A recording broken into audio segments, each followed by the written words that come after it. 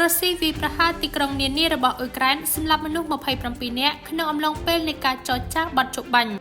រុស្ស៊ីបានបើកការវាយប្រហារថ្មីដោយមីស៊ីលនិងយន្តហោះគ្មានមនុស្សបើកកាលពីថ្ងៃអង្គារទី5ខែឧសភាដែលបានសម្លាប់មនុស្ស27នាក់នៅក្នុងប្រទេសអ៊ុយក្រែនប៉ុន្មានថ្ងៃមុនពេលបទជបាញ់ឯកតោភាគីរយៈពេល2ថ្ងៃដែលទីក្រុងមូស្គូចូលជាធរមានប្រធានាធិបតី Volodymyr Zelensky បានហៅចលនានេះថាជាការមើលងាយដែលនិយាយថារុស្ស៊ីនៅតែទម្លាក់គ្រាប់បែកលើទីក្រុងនានាខណៈពេលដែលស្នើសុំការផ្អាកដែលសមស្របទៅនឹងព្រឹត្តិការណ៍ឃោសនារបស់ខ្លួន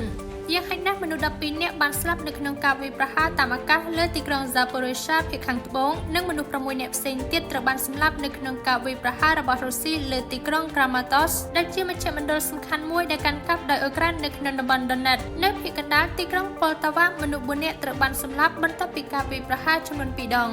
នៅតំបន់កាគៀវភាគឦសានបុគ្គលិកចំនួន5នាក់ត្រូវបានសម្លាប់បន្ទាប់ពីរុស្ស៊ីបានបាញ់មីស៊ីលផ្លោងចំនួន11គ្រាប់និងយន្តហោះគ្មានមនុស្សបើកចំនួន164គ្រឿងទូទាំងប្រទេសរុស្ស៊ីបានប្រកាសបទជបាញ់រយៈពេល2ថ្ងៃគឺនៅថ្ងៃទី8និងថ្ងៃទី9ខែឧសភាប៉ុន្តែអ៊ុយក្រែននិយាយថានេះមិនត្រូវគ្នានឹងអ្វីដែលកំពុងកើតឡើងនៅលើដីនោះទេលោក Zelensky បាននិយាយថារុស្ស៊ីអាចបញ្ឈប់សង្គ្រាមនៅពេលណាក៏បានដោយបញ្ឈប់ការវាយប្រហាររបស់ខ្លួនខណៈពេលដែលទីក្រុងគៀវកំពុងប្រើប្រាស់ការវាយប្រហារចម្ងាយឆ្ងាយនៅក្នុងប្រទេសរុស្ស៊ីជាការសងសឹក